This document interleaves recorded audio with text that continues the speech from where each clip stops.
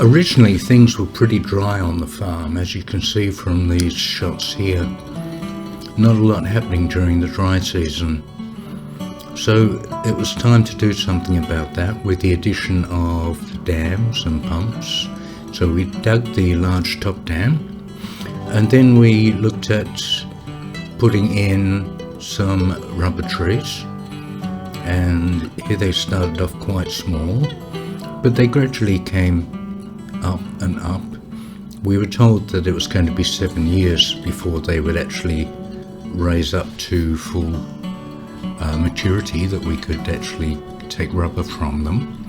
In the meantime, we had corn and a number of other things growing, and papaya trees, they came up, they're annual, and lots of fruit from those. So that was a great change. We got some framework going. I had some vegetables and salad going. Here we've got long cucumbers. They were a great crop, and great for cooking and for the home. Then on the driveway, we had water going there, and pretty quickly things sort of started to pick up there, and the framework grew over, and we had passion fruit vines growing there, another great source of fresh fruit. The rubber trees continued to grow over the years until they came up to fruition, a beautiful height there. And then it was time to move on, and we decided to put some flowers in this area, and the small flowers were in, and very quickly we had a good crop of flowers for Tony to sell in the market. Then it was time to add the lemon trees, so very dry here again, as you can see, and we had the tractors come in, and they cleared it and they hoed it and they put it up into 3 mounds either side of a central roadway. We put a lot of buffalo manure and things on it, and started to get the water there. The water, that's the critical thing. New pump with new tanks, and there's about 100 meters of poly pipe to actually get the water out to that location. So that took a little while, but I did that while the guys were preparing and putting in the plants. You can see the poly pipe is laid in here now. We did bring the ground level up on the road a bit, and soon the lemon trees were coming up and completely changed that dry area.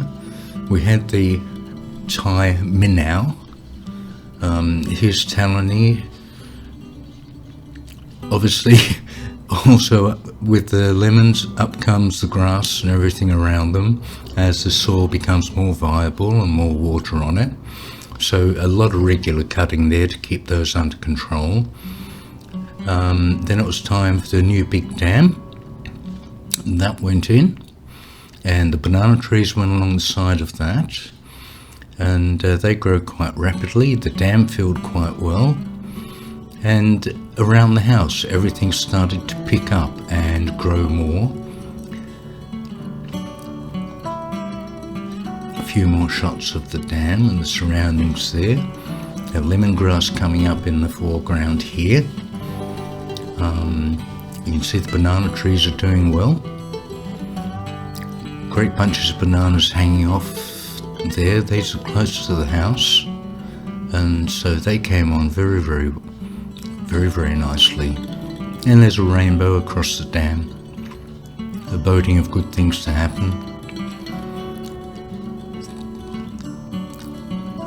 Again, with more water, there's more to cut of all the unwanted things. The banana trees grew up quite tall beside the house, and the mangoes came on strong the other side of the house. And there's a papaya in the middle of all of that. Obviously Thai chilies and herbs, great for cooking close to the house.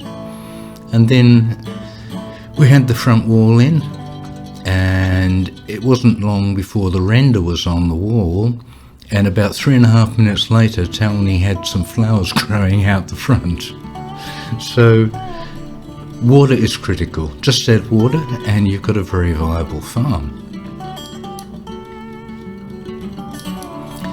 Shortly there will be another video where I will be just focusing on the flowers and how we progressed with those, and how we went from a small plot to a much larger area as our needs for the flowers grew. So stay tuned, please subscribe, and we'll catch you in the next one, and you can see how the flowers came along.